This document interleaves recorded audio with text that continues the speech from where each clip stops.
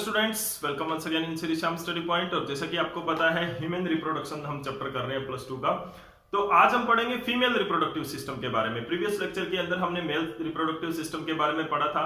तो आज स्टार्ट करते हैं फीमेल रिप्रोडक्टिव सिस्टम के बारे में कि क्या फीमेल रिप्रोडक्टिव सिस्टम में कौन कौन से पार्ट्स होते हैं और क्या क्या उनका फंक्शन होता है। तो हम सिंगली इंडिविजुअली एक एक पार्ट्स के बारे में भी पढ़ेंगे। और this is the human female reproductive system. तो फीमेल का रिप्रोडक्टिव सिस्टम इस तरह से होता है। इसके अंदर क्या होता है, सबसे पहले हम स्टार्ट करते हैं प्राइमरी सेक्स ऑर्गन। जैसे कि हमने मेल के केस में पढ़ा था primary sex organ. Primary sex organs क्या होते हैं?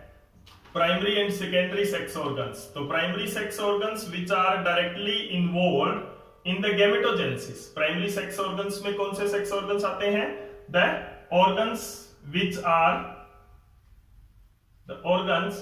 are directly involved in gametogenesis। तो गैमेटोजेनेसिस के अंदर यहां पर कौन सा ऑर्गन है जो कि डायरेक्टली इन्वॉल्व है? That is the ovary. तो ovary in the female reproductive system is the primary sex organ. Ovary क्या है? प्राइमरी सेक्स ऑर्गन होती है। और वो क्यों इसको प्राइमरी सेक्स ऑर्गन बोलते हैं? क्योंकि ये क्या होता है, डायरेक्टली इन्वॉल्व होती है इन गैमेटोजेनेसिस। फीमेल गैमेट्स यहां से प्रोड्यूस होते हैं। It produce female gametes. इसके अंदर फीमेल गैमेट्स या उसको क्या बोलते हैं? ओवा बोलते हैं। अब एक चीज अभी तक आपने यहां पर ये पढ़ी होगी कि ओवा, ओवम या एग, तीनों में से कुछ भी बोल सकते हो।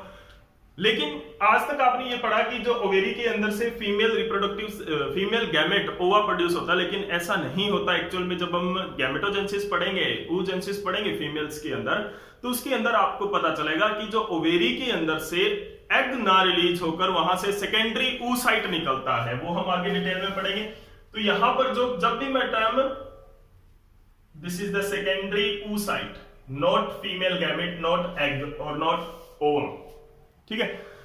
जब भी ओवम यहां पे बोला जाएगा तो उसके लिए अंडरस्टूड होता है सेकेंडरी oocyte, क्योंकि जो ओवेरी के अंदर से निकलता है वो सेकेंडरी oocyte निकलता है, जिसके अंदर फर्दर डेवलप होकर वो फर्दर डिवाइड होकर वो क्या बनाता है? फीमेल गैमेट यानी कि ओवम और एग बनाता है, ठीक है। तो अब हम ओवेरीज के बारे में बात करते हैं। तो यहां पर क्या होता है, ओवेरीज जैसे कि आप देख पा रहे हो इस डायग्राम के अंदर क्या है, फीमेल्स के अंदर क्या होता है? पेयर ऑफ ओवेरीज होता है। कहां पर होती है ये लोकेटेड? जैसे कि मेल के केस में हमने किया था कि testis are the primary sex organ and which are present और located below the abdominal cavity. Abdominal cavity के नीचे प्रेजेंट होते हैं इन द स्क्रोटम। लेकिन यहाँ पे जो फीमेल रिप्रोडक्टिव पार्ट्स हैं, यानी कि जो प्राइमरी सेक्स ऑर्गन है फीमेल के अंदर, जो प्राइमरी सेक्स ऑर्गन है जो कि ओवेरी है, ओवेरी कहां पर प्रेजेंट होती है? They are located in the pelvic region of the human female की के पेल्विक रीजन के अंदर ये लोकेटेड होती है। तो the pair of ovaries, the ovaries are very small structure होती है आलमंड शेप की। तो there are a pair of ovaries, pair of small almond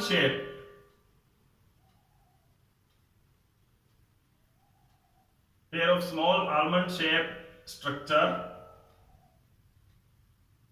और ग्लैंड्स भी इनको कह सकते हैं, क्योंकि ये फीमेल गैमेट्स के साथ साथ क्या प्रोड्यूस करती है? हार्मोन्स भी प्रोड्यूस करती है। तो ये एक तरह से एंडोक्राइन ग्लैंड का भी एग्जांपल है। तो ये क्या है? The pair of small almond shape structure और ग्लैंड प्रेजेंट इन द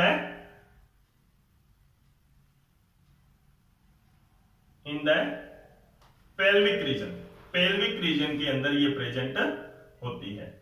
बहुत छोटे साइज की होती है, पेयर्स के अंदर होती है। तो साइज इनका क्या होता है? अगर हम लेंथ वाइज देखें तो इसका साइज लगभग 8 सेंटीमीटर होता है। It is 8 centimetre long and approximate 5 centimetre जो वाइड होती है। लॉन्ग 8 सेंटीमीटर, वाइड है वो अप्रोक्सीमेट 5 सेंटीमीटर वाइड होती है ओवेरी। फंक्शन इसका क्या होता है? मेन इसका जो फंक्शन होता है, इट प्रोड्यूस फीमेल गैमेट यानी कि एग, ओवम और ओवा, एग, ओवम और ओवा, ये है क्या चीज वैसे? सेकेंडरी oocyte है। फिर मैं रिपीट कर रहा हूं, सेकेंडरी oocyte है यहाँ, ठीक है। तो ये क्या प्रोड्यूस करती है? Female gamete, egg, ovum and और ओवा प्रोड्यूस करती है, और साथ में क्या करती है? फीमेल सेक्स हार्मोन्स प्रोड्यूस करती है। फीमेल सेक्स हार्मोन्स प्रोड्यूस करती है जो कि उनको सेक्सुअल कैरेक्टर देते हैं। फीमेल्स के अंदर जो सेक्सुअल कैरेक्टरिस्टिक्स होते हैं, जैसे मेल से फीमेल है वो डिफरेंट होती है, तो उनके अंदर जो सेक्सुअल कैरेक्टरिस्टिक्स होते हैं वो किसकी वजह से होते हैं? फीमेल सेक्स हार्मोन्स की वजह से होते हैं, और वो ओवेरी के अंदर प्रोड्यूस किए जाते हैं। तो this is all about the overview of the ovary के बारे में हमने जस्ट डिस्कस किया है। बाद में जब हम oogenesis पढ़ेंगे तो मेनली हिस्टोलॉजी ऑफ ओवेरी भी हम करेंगे वहां पर, कि ओवेरी की इंटरनल स्ट्रक्चर किस तरह से होती है और उसके अंदर oogenesis किस तरह से होता है। तो साथ में करेंगे तो आपको बेटर अंडरस्टैंडिंग रहेगी उस कंसेप्ट की। तो स्ट्रक्चर ऑफ ओवेरी हम यहां पर नहीं करेंगे, हम oogenesis के टाइम करेंगे। उसके बाद में क्या है, जो नेक्स्ट पार्ट हमारा क्या होता है कि व्हेन द ओवेरी, और ओवेरी के अंदर यहां पर देखो जो ये पोजीशन मैंने आपको बताई है पेल्विक रीजन के अंदर, अपनी पोजीशन के अंदर, जैसे कि स्क्रोटम को उसकी पोजीशन पर बनाए रखने के लिए हमारे पास ग्यूबरनेकुलम था, और जो दूसरा था हमारे पास जो लिगामेंट लाइक स्पर्मेटिक कॉर्ड थी, जो एक लिगामेंट की तरह काम कर रही थी वहां पे, जो उसको टेस्टिस को हैंग ऑन रख रही थी अपनी लोकेशन पर। तो यहाँ पे ओवेरी को उसकी पोजीशन पर रखने के लिए क्या होते हैं? दो टिश्यू हमें दिख रहे हैं। तो ये क्या होते हैं? ट्रांसपेरेंट टिश्यूज होते हैं, फोल्ड ऑफ स्किन। तो there are transparent folds of skin. Skin के फोल्ड होते हैं, स्किन मेम्ब्रेन, स्किन और membrane, folds of membrane not skin. क्या बोलते हैं उनको? दो होते हैं। कौन कौन से? एक तो होता है मीजोवेरियम, मीजोवेरियम जो कि क्या करता है? इट अटैच्ड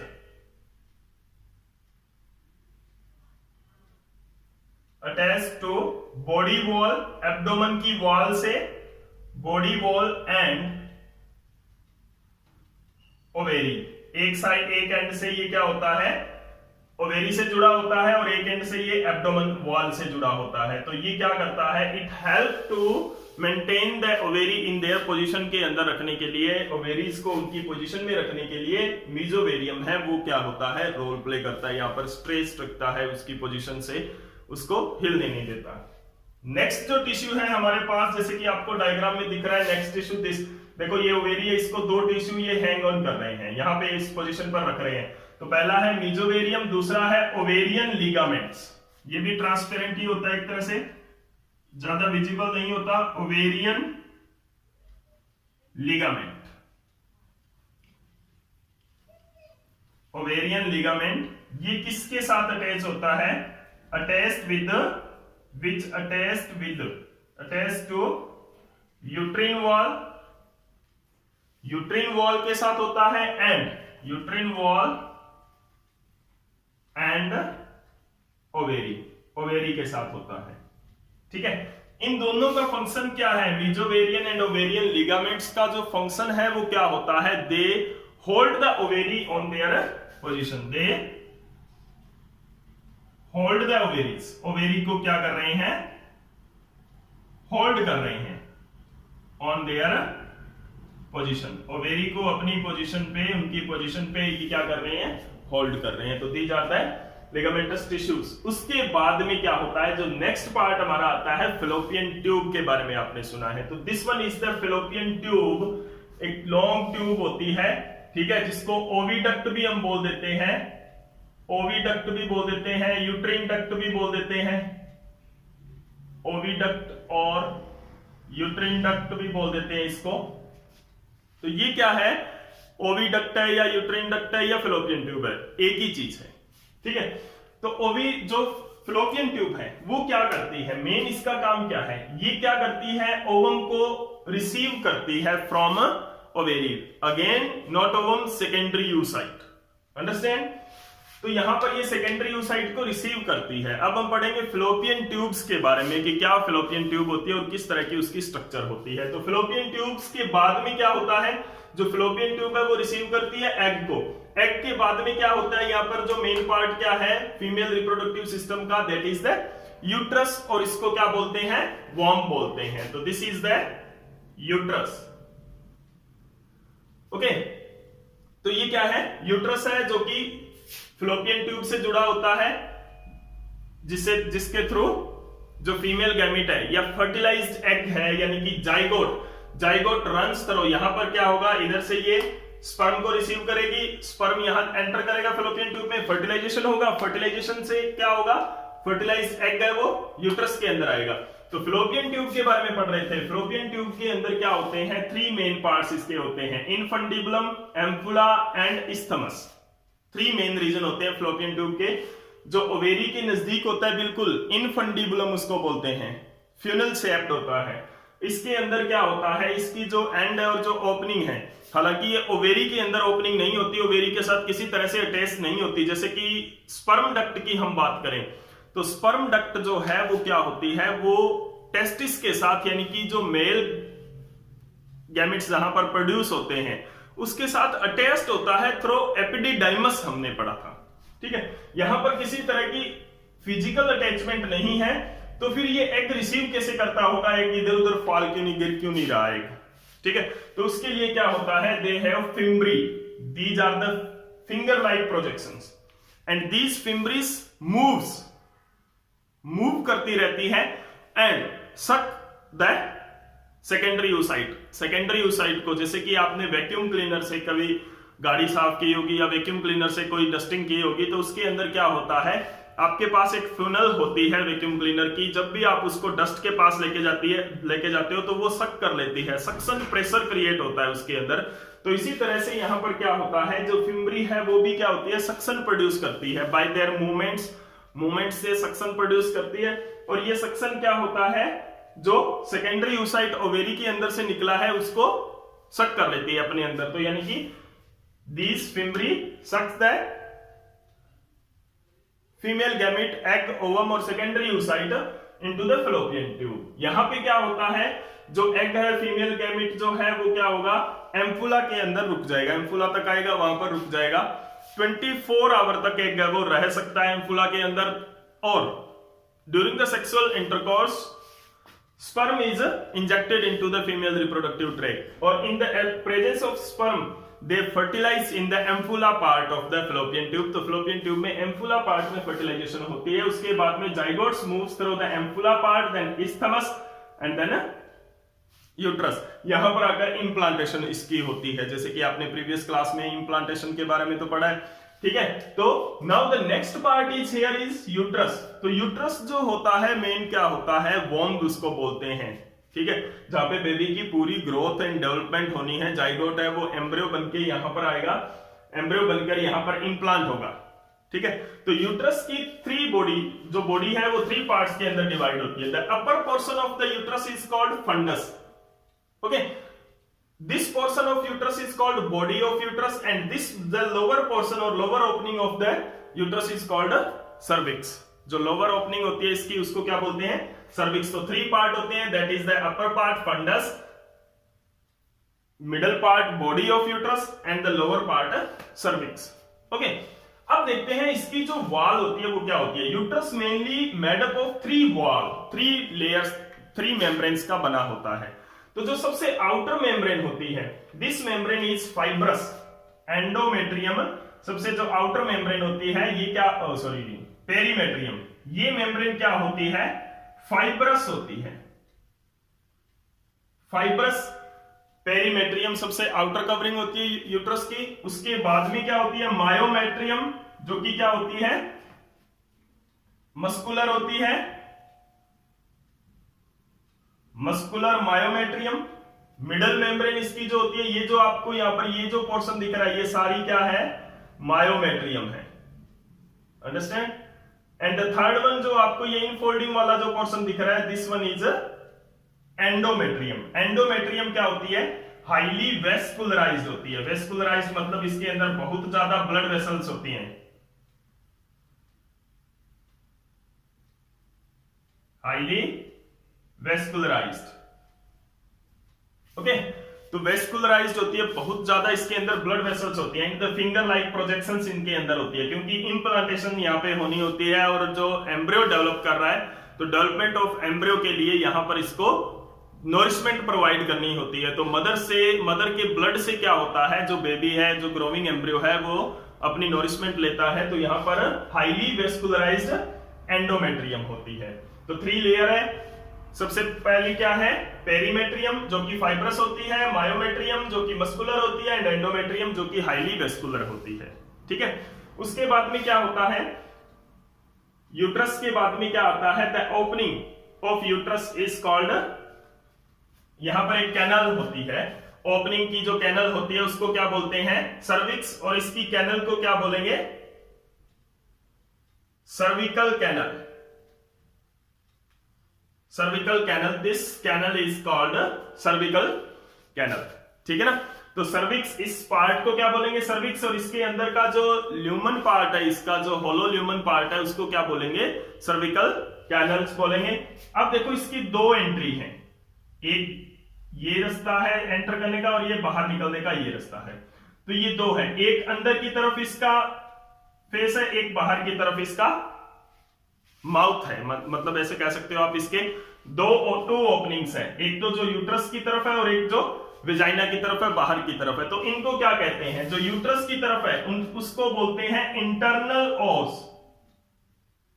इंटरनल ओस, ओस जो है क्या होता है, एक एब्रिविएशन यूज किया गया है ऑर्फिस के लिए, ऑर्फिस इज द ओपनिंग।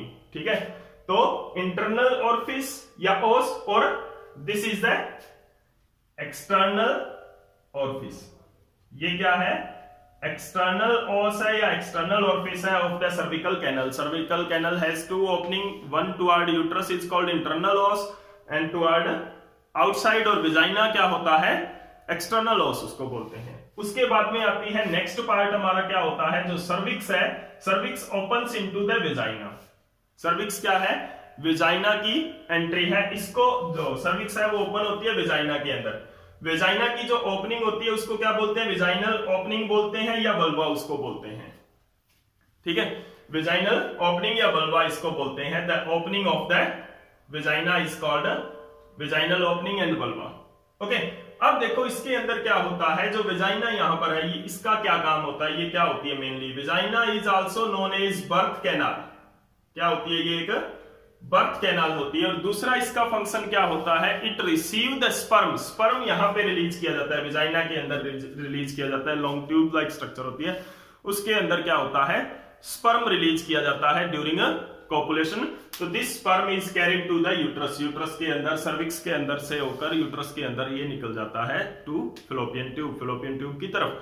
ठीक है, तो vagina is the also called birth canal. Birth canal क्यों बोलते हैं, क्योंकि द बेबी कम्स आउट और delivery of baby occurs through this path. तो विजाइना के थ्रू ही क्या होता है, बेबी का बर्थ होता है। तो this is called birth canal and sperm entry canal होती है ये। उसके बाद में क्या होता है, जो ओपनिंग है वेजाइनल ओपनिंग इसको बोलते हैं, और इसके ऊपर क्या होता है, एक थिन मेम्ब्रेन होती है, थिन मेम्ब्रेन होती है वेजाइनल ओपनिंग के ऊपर, जिसको क्या बोलते हैं, हेमन बोलते हैं। तो हेमन जो होती है वो सिर्फ वर्जिन फीमेल्स के अंदर ही होती है। वर्जिन फीमेल के अंदर एक थिन मेम्ब्रेन होती है on the opening of vagina. Vagina है वो ओपन नहीं होती है कंप्लीटली, उसके ऊपर एक थिन मेम्ब्रेन होती है जो कि हेमन होती है। ठीक है, तो this is all about the female reproductive system. Female reproductive system के बारे में है ये जो आज हमने पढ़ा, डिफरेंट पार्ट्स। नेक्स्ट लेक्चर के अंदर हम पढ़ेंगे फेलोपियन पार्ट, फेलोपियन ट्यूब्स के बारे में, और जो बाकी के पार्ट्स हैं उनकी डिटेल स्टडी हम 1 बाय 1 करेंगे। तो आज का लेक्चर ये अच्छा लगा, कैसा लगा आपको वो प्लीज कमेंट सेक्शन में मेरे को जरूर शेयर बताएं, और अगर आपको ये लेक्चर अच्छा लगा है तो प्लीज लाइक एंड शेयर जरूर कर दें। Thank you.